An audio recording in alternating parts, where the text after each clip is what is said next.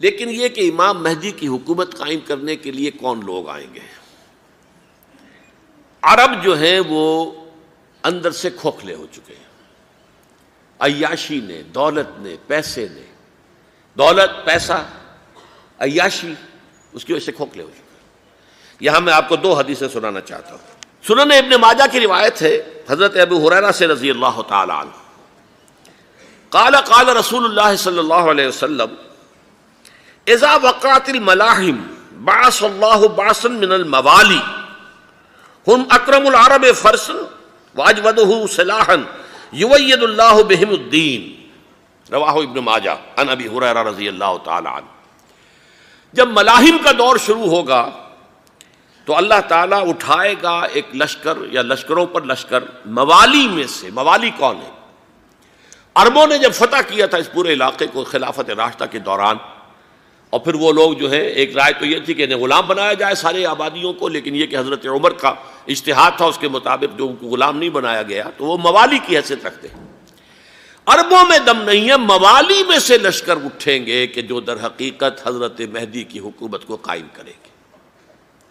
دوسری حدیث سنیے، عن عبداللہ ابن الحارث رضی اللہ تعالی عنہ، اور یہ ابن ماجہ کی روایت ہے، قال قال رسول اللہ صلی اللہ علیہ وسلم یخرج الناس من المشرق فیوطئون للمہدی یعنی سلطانہ، لشکر نکلیں گے، لوگ آئیں گے مشرق سے، اور وہ حضرت مہدی کی حکومت کو جمائیں گے اور قائم کریں گے۔ اب ذرا نوٹ کیجئے کہ جزیرہ نماء عرب کے مشرق میں کون سے ملک ہیں؟ تین: ایران، افغانستان، پاکستان۔ یہ تین سالڈ مسلم ممالک، مسلم آبادی اکثریت۔ ویسے تو یہ کہ آگے ہندوستان میں 20 کروڑ مسلمان ہیں، لیکن وہ 20 کروڑ جو ہے وہ تو 80 کروڑ کے اندر تحلیل ہو جاتے ہیں غیر مسلموں میں، لیکن یہاں جو معاملہ ہے یہ غالب اکثریت کے۔ ان میں سے ایران کا معاملہ جہاں تک ہے، نمبر ایک یہ کہ وہ شیعہ عقائد کے حصار میں بند ہے، اس سے ادھر ادھر ہونا اس کے لیے ممکن نہیں۔ حدیث میں یہ بھی آتا کہ اصفہان سے 70,000 یہودی دجال کا ساتھ دیں گے۔ لیکن بہرحال خراسان ایک صوبہ ہے افغانستان کا اس وقت بھی، شمال مشرقی کونے میں، مجھے امید ہے وہاں سے خیر کی، کیونکہ خراسان کا لفظ وہاں پہ شامل ہے، اور حضور کی حدیث میں بعد میں آپ کو سناؤں گا کہ خراسان سے فوجیں چلیں گی جو یروشلم کو دوبارہ حاصل کریں گی، فتح کریں گی۔ جیسے پہلے یروشلم کھویا عربوں نے تھا، دوبارہ حاصل کیا تھا کرد نے، کرد خون صلاح الدین ایوبی رحمۃ اللہ علیہ، ایسے اب پھر عربوں نے کھویا ہے، لیکن لینے والے خراسان سے لشکر آئیں گے۔ یخرج من خراسان رایات سود لا یردھا شیء حتی تنصب بإیلیا، خراسان کے علاقے سے کالے علم لے کر لشکر چلیں گے جن کے رخ کو کوئی موڑ نہیں سکے گا جب تک کہ وہ جا کر یروشلم میں نصب نہ ہو جائے۔ اس کے بعد نام آتا ہے پاکستان کا۔ یہ ہے میری اور آپ کی داستان، اور یہ ہے سبب جس کی وجہ سے کہ میں آپ سے یہ گفتگو کر رہا ہوں۔ اصل میں تو کس لیے؟ محض ایک علمی استفادہ، محض اپنی بات آراء کو ظاہر کرنے کا شوق نہیں، بلکہ یہ کہ اپنی ذمہ داری ہم پہچانیں کہ ہم کس مقام پر کھڑے ہیں۔ دیکھیے، اس پاکستان کے بارے میں یا ہندوستان کے بارے میں علامہ اقبال نے کہا تھا اپنے ترانہ ملی میں، میرے عرب کو آئی ٹھنڈی ہوا جہاں سے، میرا وطن وہی ہے، میرا وطن وہی ہے۔ اور مجھے بتایا گیا کہ سنن ابی داؤد میں یہ روایت موجود ہے کہ حضور نے فرمایا کہ ہندوستان کی طرف سے مجھے ٹھنڈی ہوا آتی ہے، اگرچہ مجھے وہ حدیث ابھی نہیں ملی ہے، لیکن حزب التحریر کا ایک کارڈ مجھے ملا تھا، تو اس میں اس حدیث کا اور اس میں ابو داؤد کی روایت کا حوالہ موجود تھا۔ لیکن میں جو چیز آپ کو بتا چکا ہوں وہ یہ کہ الف ثانی کا پورا تجدیدی کارنامہ اس ہندوستان کی سرزمین میں ہوا۔ مجدد الف ثانی شیخ احمد سرندی، شاہ ولی اللہ دہلوی، سید احمد بریلوی، وہ تو ہمارے پاکستان میں آ کر جو ہے ان کا خون جذب ہوا ارض پاکستان میں۔ پھر شیخ الہند مولانا محمود حسن۔ تحریک خلافت چلی تو صرف ہندوستان میں چلی اور کہیں نہیں چلی۔ آزادی کی تحریک چلی پوری دنیا میں، وہ نیشنلزم کی بنیاد پر چلی، ملے نیشنلزم، عرب نیشنلزم، ترک نیشنلزم۔ ہمارے ہاں چلی تو اسلام کے نام پر، پاکستان کا مطلب کیا؟ لا الہ الا اللہ۔ پھر پاکستان قائم ہوا معجزے کے طور پر، بلکہ نازل ہوا ہے لیلۃ القدر میں، انا انزلناہ فی لیلۃ القدر، جیسے قرآن نازل ہوا لیلۃ القدر میں، یہ پاکستان بھی نازل ہوا لیلۃ القدر میں۔ اس کا برقرار رہنا ابھی تک معجزہ ہے۔ ہندو یہ سمجھتا تھا، کانگریس سمجھتی تھی کہ جھٹپٹ ختم ہو جائے گا۔ پھر یہ کہ اس کا قرارداد مقاصد کا پاس ہو جانا، مزید بھی اور اضافی دفعات دستور میں آ جانا، اب کمرشل انٹرسٹ کو ربا قرار دے کر حرام قرار دینا، یہ سارے لینڈ مارکس ہیں کہ جو اشارہ کر رہے ہیں کسی چیز کی طرف، معاملہ کدھر جا رہا ہے۔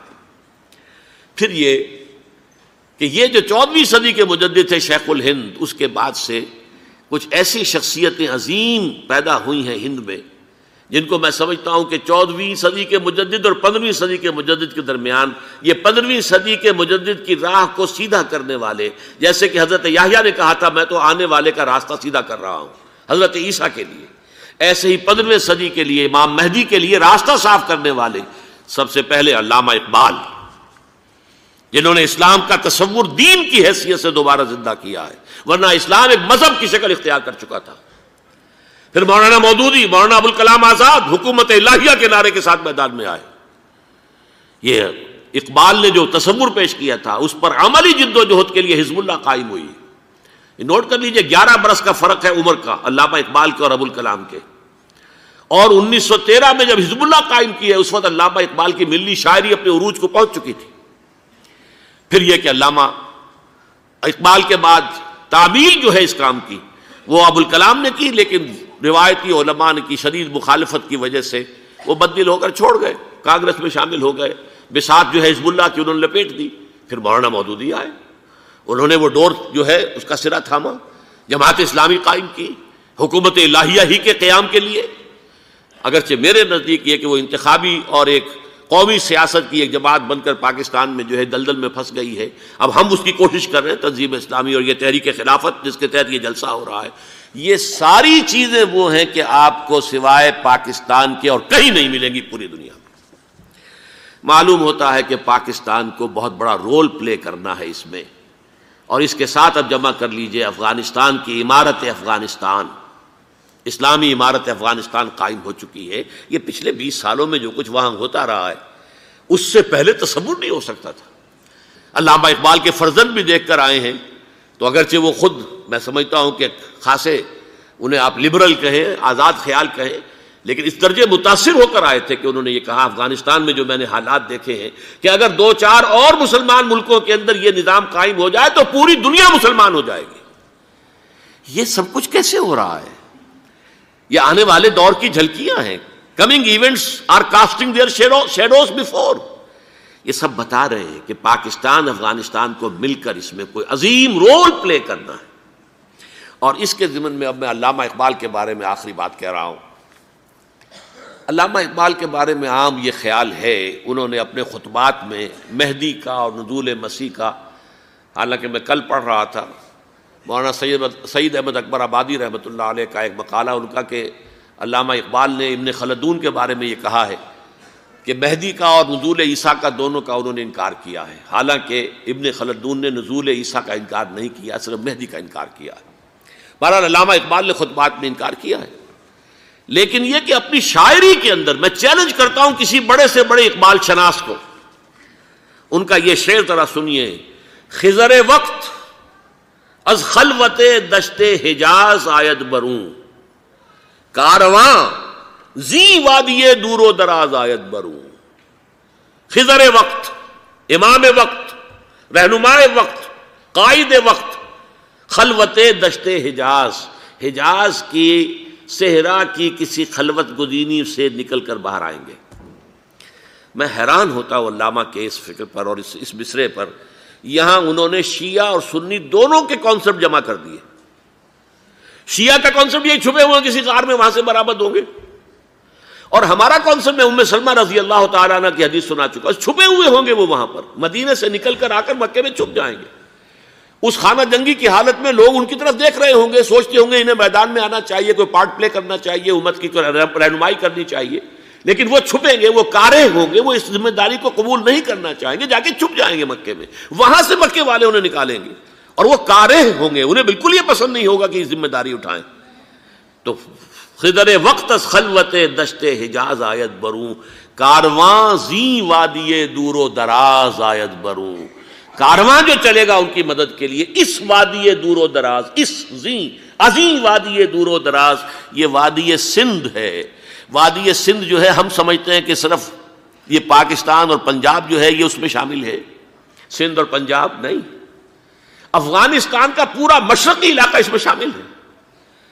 جیسے دریائے جہلم سندھ میں جا رہا ہے، جیسے دریائے گلگت سندھ میں آ کر ملتا ہے، جیسے دریائے چناب اور راوی اور جہلم اور یہ سب جا رہے ہیں اور آ رہے ہیں، اسی طرح دریائے کابل کہاں سے آ رہا ہے، دریائے گومل کہاں سے آ رہا ہے، ٹوچی کہاں سے آ رہا ہے، یہ سارا جو ہے ڈرین جو ہو رہا ہے، ایسٹرن جو ہے پارٹ آف افغانستان، یہ سب وادی ہے۔ اس وادی کے یہ دو حصے ہیں، ایک حصہ جو ہے یہ ادھر پاکستان میں ہے اور اسی وادی کا دوسرا حصہ جو ہے وہ افغانستان میں ہے۔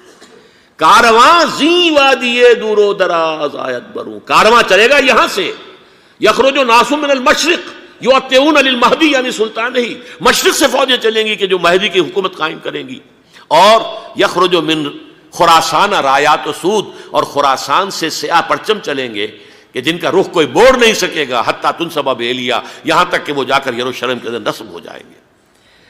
حضرات، میں ایک میری گفتگو کا حصہ باقی تھا لیکن میں اسے چھوڑ رہا ہوں، اس لیے کہ گلوبلائزیشن جو اس کی ہوگی، جو خلافت علی منہاج النبوہ کی تجرید کامل حضرت مہدی کے ہاتھوں عرب میں ہوگی، اس سے پہلے اس کے لیے محنت، کوشش، جد و جہد پاکستان اور افغانستان میں ہو چکی ہوگی جو اسے سپورٹ کرے گی اور وہاں جا کر حکومت قائم کرے گی۔